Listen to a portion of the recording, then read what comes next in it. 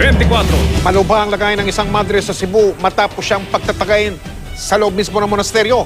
Ilang beses na raw nakapasok sa naturang monasteryo ang sospek na may problema umano sa pag-iisip.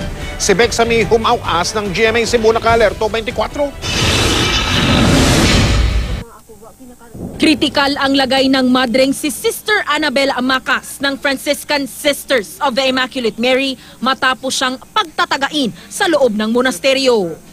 Nangyari umano ang pananaga pasado alas 8 ng umaga nitong Sabado habang nagdarasal ang madre. Nakasulod na siya pinagi sa pagkatkat sa kakahoy. Ang sospek, isang lalaking may problema umano sa pag-iisip na umakyat sa bakod ng monasteryo. Nabulabog nga raw ang monasteryo at napatakbo ang ibang madre dahil sa insidente. Agad naman daw tumakas ang salarin.